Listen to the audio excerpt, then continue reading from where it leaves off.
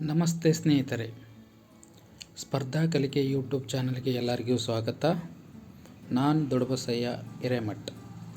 TT ಮತ್ತು CTT 2025-2026 TT old question ಪೇಪರ್ನ ಏನು ಮ್ಯಾಗ್ನೆಟಿಕ್ ಫೀಲ್ಡ್ ಚಾಪ್ಟರ್ ಕ್ವಶನ್ಸ್ನ ಏನು ಈ ಹಿಂದೆ ಕೇಳಲಾದಂಥ TT ಪ್ರಶ್ನೆ ಪತ್ರಿಕೆಯಲ್ಲಿನ ಎಲ್ಲ ಕ್ವಶನ್ಗಳನ್ನು ಏನು ಮಾಡೋಣಪ್ಪ ಅಂದ್ರೆ ಈ ಒಂದು ವಿಡಿಯೋದಲ್ಲಿ ಡಿಸ್ಕಸ್ ಮಾಡ್ತಾ ಹೋಗೋಣ್ರಿ.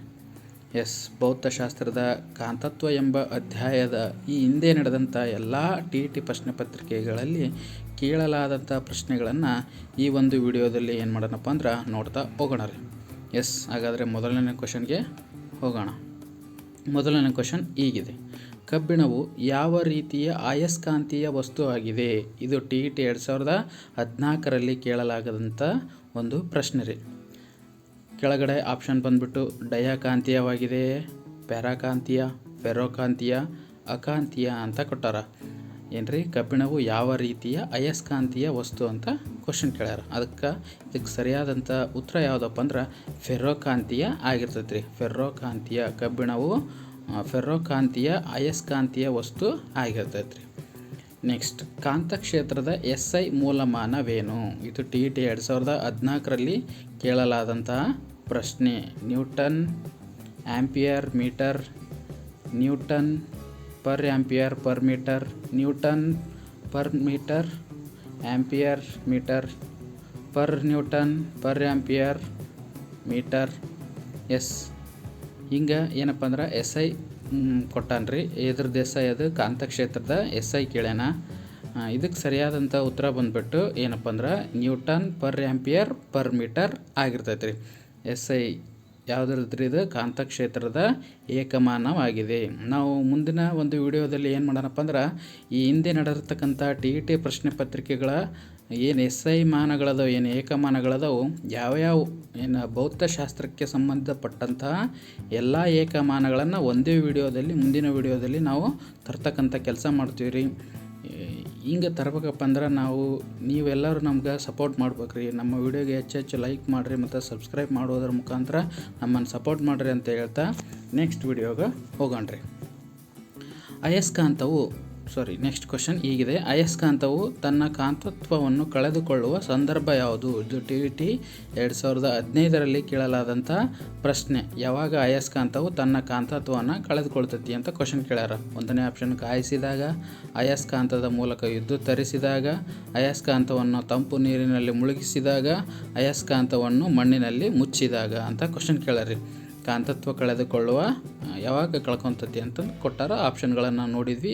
ಇದಕ್ಕೆ ಸರಿಯಾದಂಥ ಉತ್ತರ ಬಂದ್ಬಿಟ್ಟು ಕಾಯಿಸಿದಾಗ. ನಾವು ಅಯಸ್ಕಾಂತವನ್ನು ಯಾವಾಗ ಕಾಯಿಸ್ತೀವಲ್ಲ ಆವಾಗ ಅದರಲ್ಲಿರ್ತಕ್ಕಂಥ ಕಾಂತತ್ವ ಗುಣ ಏನಾಗುತ್ತಪ್ಪ ಅಂದ್ರೆ ನಾಶ ಆಕತಿ, ಕಳೆದು ಹೋಗ್ತೈತ್ರಿ. ಇನ್ನು ನೆಕ್ಸ್ಟ್ ಕ್ವಶನ್ಗೆ ಹೋಗ್ಬಿಡೋಣ. ಒಂದು ಆಯತಾಕಾರದ ತಾಮ್ರದ ಸುರುಳಿಯನ್ನು ಒಂದು ಕಾಂತಕ್ಷೇತ್ರದಲ್ಲಿ ಸುತ್ತಿದಾಗ ಪ್ರೇರಿತ ವಿದ್ಯುತ್ ಪ್ರತಿ ಎಷ್ಟು ಸುತ್ತಿಗೊಮ್ಮೆ ಬದಲಾಗುತ್ತದೆ ಅಂತ ಕ್ವಶನ್ ಕೇಳ್ಯಾನ್ರಿ. ಇದು TT 2021ರಲ್ಲಿ ಕೇಳಲಾದಂಥ ಪ್ರಶ್ನೆ.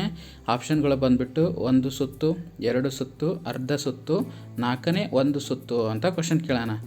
ಕ್ವಶನ್ ಏನು? ಒಂದು ಆಯತಾಕಾರದ ತಾಮ್ರದ ಸುರುಳಿಯನ್ನು ಒಂದು ಕಾಂತಕ್ಷೇತ್ರಕ್ಕೆ ಸುತ್ತಿದಾಗ ಪ್ರೇರಿತ ವಿದ್ಯುತ್ ಪ್ರತಿ ಎಷ್ಟು ಸುತ್ತಿಗೊಮ್ಮೆ ಬದಲಾಗುತ್ತೆ ಅಂತಂದು ಕ್ವಶನ್ ಕೇಳೋಣ. ಇದಕ್ಕೆ ಸರಿಯಾದಂಥ ಉತ್ತರ ಬಂದ್ಬಿಟ್ಟು ಅರ್ಧ ಸುತ್ತು. ಅರ್ಧ ಸುತ್ತಿಗೊಮ್ಮೆ ಏನಾಗತ್ತಪ್ಪ ಅಂದ್ರೆ ಒಂದು ಆಯತಾಕಾರದ ಏನು ತಾಮ್ರದ ಸುರುಳಿ ತಂತಿ ಇರ್ತೈತಿ, ಅದು ಕಾಂತಕ್ಷೇತ್ರಕ್ಕೆ ಸುತ್ತಿದಾಗ ಪ್ರೇರಿತ ವಿದ್ಯುತ್ ಶಕ್ತಿ ಪ್ರತಿ ಅರ್ಧ ಸುತ್ತಿಗೊಮ್ಮೆ ಏನಾಗುತ್ತಪ್ಪ ಅಂದ್ರೆ ಬದಲಾವಣೆ ಆಗುತ್ತೆ. ಇದೇ ಸೇಮ್ ಕ್ವಶನ ನೋಡ್ರಿ. ಈಗ ಸೇಮ್ ಕ್ವಶನ್ ಇದನ್ನು 2023ರಲ್ಲಿ ಕೇಳ್ಯಾರ. ಆಗಲೇ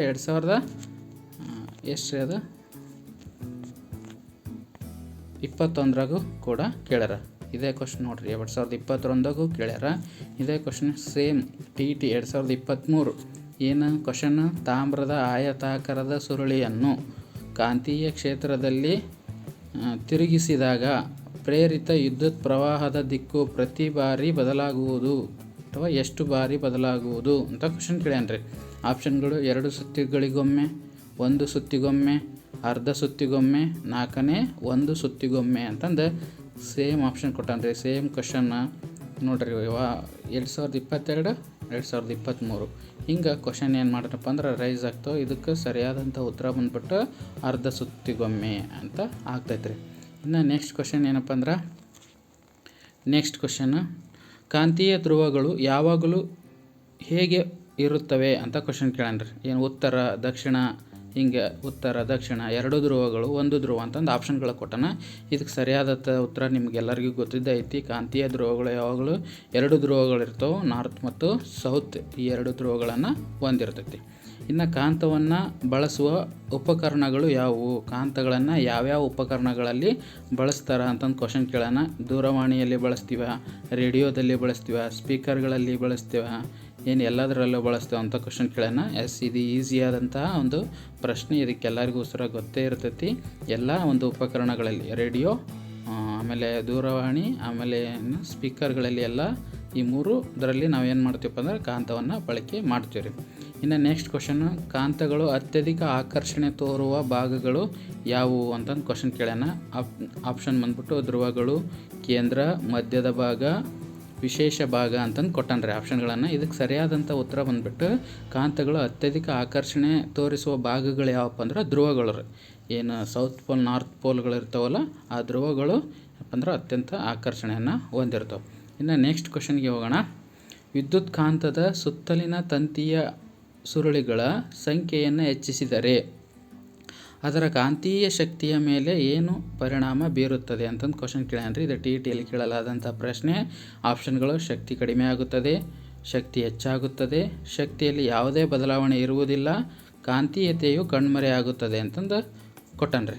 ಇದಕ್ಕೆ ಸರಿಯಾದಂಥ ಉತ್ತರ ಬಂದ್ಬಿಟ್ಟು ಶಕ್ತಿ ಹೆಚ್ಚಾಗುತ್ತದೆ. ಏನು ವಿದ್ಯುತ್ ಕಾಂತದ ಸುತ್ತಲಿನ ತಂತಿಯ ಸುರುಳಿಗಳ ಸಂಖ್ಯೆಯನ್ನು ಹೆಚ್ಚಿಸಿದ್ರಾಗ, ತಂತಿ ಸುರುಳಿ ನಾವು ವಿದ್ಯುತ್ ಕಾಂತ ಕ್ಷೇತ್ರದ ಸುತ್ತಮುತ್ತಲಿನ ತಂತಿ ಹೆಚ್ಚಿಸಿದೀವಪ್ಪ ಅಂದ್ರೆ ಕಾಂತೀಯ ಶಕ್ತಿಯ ಮೇಲೆ ಏನು ಪರಿಣಾಮ ಆಗುತ್ತಪ್ಪ ಅಂದ್ರೆ ಅದರ ಶಕ್ತಿ ಹೆಚ್ಚಾಗ್ತೈತೆ ರೀ. ಇನ್ನು 10ನೇ ಕ್ವಶನ್ನು, ನೇರವಾದ ತಂತಿಯ ಸುತ್ತಲಿನ ಕಾಂತೀಯ ಕ್ಷೇತ್ರವನ್ನು ಯಾವುದು ಸರಿಯಾಗಿ ವಿವರಿಸುತ್ತದೆ ಅಂತಂದು ಕ್ವಶನ್ ಕೇಳನ್ರಿ. ಆಪ್ಷನ್ಗಳು ಈಗದವರು. ಕ್ಷೇತ್ರವು ತಂತಿಗೆ ಲಂಬವಾಗಿರುವ ನೇರ ರೇಖೆಗಳನ್ನು ಒಳಗೊಂಡಿದೆ, ಕ್ಷೇತ್ರವು ತಂತಿಗೆ ಸಮಾನಾಂತರವಾಗಿರುವ ನೇರ ರೇಖೆಗಳನ್ನು ಒಳಗೊಂಡಿದೆ, ಕ್ಷೇತ್ರವು ತಂತಿಯಿಂದ ಹುಟ್ಟುವ ತ್ರಿಜ್ಯದ ರೇಖೆಗಳನ್ನು ಒಳಗೊಂಡಿದೆ, ಕ್ಷೇತ್ರವು ತಂತಿಯ ಮೇಲೆ ವಿಕೇಂದ್ರೀಕೃತವಾದ ಸಮಕೇಂದ್ರೀಯ ವೃತ್ತಗಳನ್ನು ಒಳಗೊಂಡಿದೆ ಅಂತ ಕ್ವಶನ್ ಕೇಳನ್ರಿ. ಇದಕ್ಕೆ ಸರಿಯಾದಂಥ ಉತ್ತರ ಬಂದ್ಬಿಟ್ಟು ಕ್ಷೇತ್ರವು ತಂತಿಯ ಮೇಲೆ ಕೇಂದ್ರೀಕೃತವಾದ ಸಮಕೇಂದ್ರೀಯ ವೃತ್ತಗಳನ್ನು ಒಳಗೊಂಡಿರ್ತೈತೆ ರೀ. ಇಷ್ಟು ಈ ಒಂದು ವಿಡಿಯೋದ ಏನು ಕಾಂತದ ಅಥವಾ ಕಾಂತತ್ವದ ಮೇಲೆ, ಮ್ಯಾಗ್ನೆಟಿಕ್ ಫೀಲ್ಡ್ ಮೇಲೆ ಕೇಳಲಾದಂಥ ಈ ಹಿಂದಿನ ಎಲ್ಲ TET ಪ್ರಶ್ನೆ ಪತ್ರಿಕೆಗಳಲ್ಲಿ ಕೇಳಲಾದಂಥ ಪ್ರಶ್ನೆಗಳು. ಈ ಒಂದು ವಿಡಿಯೋ ನಿಮಗೆ ಯೂಸ್ಫುಲ್ ಅನಿಸಿತ್ತಪ್ಪ ಅಂದ್ರೆ ಇದಕ್ಕೊಂದು ಸ್ವಲ್ಪ ಲೈಕ್ ಮಾಡಿರಿ, ಕಮೆಂಟ್ ಮಾಡಿರಿ. ಈ ವಿಡಿಯೋ ನಿಮ್ಗೆ ಹೆಂಗೆ ಅನಿಸ್ತು ಅಂತಂದು ಕಮೆಂಟ್ ಮಾಡಿರಿ. ಆಮೇಲೆ ಹೆಚ್ಚಿನ ಸಂಖ್ಯೆಯಲ್ಲಿ ನಮ್ಮ ಚಾನಲ್ಗೆ ಸಬ್ಸ್ಕ್ರೈಬ್ ಮಾಡಿರಿ. ಇಂಥ ವಿಡಿಯೋಗಳನ್ನು ನಾವು ಮುಂದಿನ ದಿನಗಳಲ್ಲಿ ತರ್ತೀವಿ. ಎಲ್ಲರಿಗೂ ಇನ್ನೂ 1 ವಾರ ಉಳಿತು ಅಷ್ಟೇ ಎಕ್ಸಾಮು. ಹಾಗಾಗಿ ಪ್ರಿಪ್ರೇಷನನ್ನು ಎಲ್ಲರೂ ಚೆನ್ನಾಗಿ ಮಾಡಿರಿ ಅಂತ ಹೇಳ್ತಾ, ಈ ಒಂದು ವಿಡಿಯೋನ ಆದಷ್ಟು ಎಲ್ಲ ನಿಮ್ಮ ಸ್ನೇಹಿತರಿಗೆ ಹಂಚಿಕೊಳ್ಳಂತೆ ಕೇಳ್ತಾ ನನ್ನ ಈ ಒಂದು ವಿಡಿಯೋನ ಮುಗಿಸ್ತೀನಿ. ನಮಸ್ತೆ.